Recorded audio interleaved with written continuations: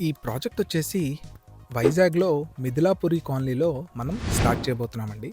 Actually already ఈ రూమ్‌లో home theatre ఉండేది. బట్ టర్మైడ్ ఇష్యూస్ వల్ల టోటల్‌గా హోమ్ థియేటర్ మొత్తాన్ని రిమూవ్ చేసి మళ్ళీ ఫ్రెష్‌గా ఇప్పుడు హోమ్ థియేటర్ చేయాల్సొచ్చింది.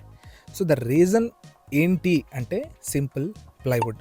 సో, ప్లైవుడ్ యూజ్ చేసి ఎప్పుడూ గూడా హోమ్ థియేటర్స్ అనేది చేయకూడదు అనేది ఇప్పటికి పదే పదే నిన్న యూట్యూబ్ ఛానల్‌లో చెప్పాను. బట్ చాలా తక్కువ రేటుకి దొరుకుతుంది. తక్కువ రేటుకి కోట్ చేయొచ్చు అనే ఒకే ఒక కారణంతో చాలామంది ఇలా లో గ్రేడ్‌లోకైతే వెళ్తారు. రెండోది నాలెడ్జ్ లేక వెళ్తారు. అందువల్ల జరిగే పర్యవసానాలు ఏంటి అంటే ఆల్రెడీ చేసుకున్న వర్క్ లాసు. మళ్ళీ ఫ్రెష్‌గా చేసుకునేటప్పుడు ఆ ఇన్‌ఫ్లేషన్‌లో ఉన్న రేట్‌ని బట్టి మళ్ళీ మీరు కొత్త వర్క్ చేయించుకోవాలి. సో, ఆ డబ్బులు లాసు. అందుకని చేపించుకునేటప్పుడే క్వాలిటీగా చేపించుకుంటే బెస్ట్ కదా! అప్పుడు డెఫినిట్‌గా మీకు 50,000 ఎక్స్ట్రా అనిపిస్తది. 1,00,000 ఎక్స్ట్రా అనిపిస్తది.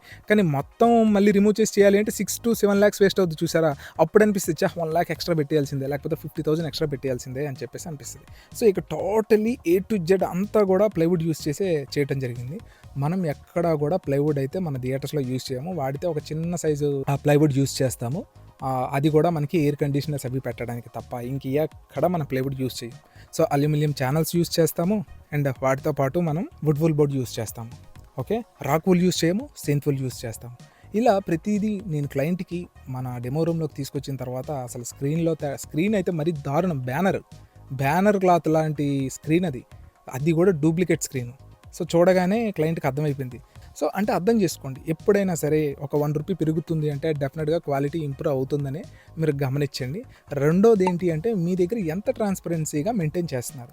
ప్రతి దాని గురించి డీటెయిల్‌గా చెప్తున్నారా లేదా?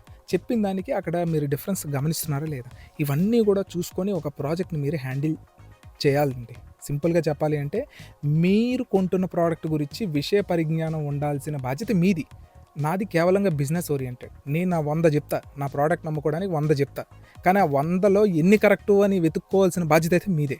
So, the end of the day మీరు మాత్రమే ఫేస్ చేయాలి. నాకు మీ ప్రాజెక్ట్ రాకపోతే నాకు ₹10 లాస్ అనుకుందాం. కానీ మీరు మీ ప్రాజెక్ట్‌ని కరెక్ట్ సేఫ్ హ్యాండ్స్‌లో పెట్టకపోతే మీకు ₹100 నష్టం. సో, ఇక్కడ ఒక బిజినెస్ మ్యాన్‌కి ప్రాజెక్ట్‌లో ₹10 లాస్ అయితే అదే ఒక కన్జ్యూమర్‌కి ₹100 లాస్ వస్తది. ఇఫ్ ఇన్ కేస్ ఏదైనా అటు ఇటు జరిగితే.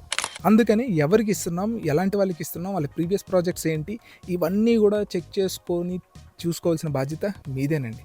మీరు 5,00,000 2,00,000 వర్కులు చేసుకుంటే ఇష్యూ లేదు. కానీ 10,00,000 20,00,000 హోమ్ థియేటర్ అనేది టూ ఎక్స్‌పెన్సివ్. సో, అలాంటి వాటిల్లో ఇలాంటి ఇష్యూస్ వస్తే క్లయింట్ ఏమైపోతాడో చెప్పండి. సో, ఈసారి కొంచెం మంచిగా నాలెడ్జ్‌నైతే మనం ఈ ఛానల్‌లో ఇవ్వబోతున్నాం.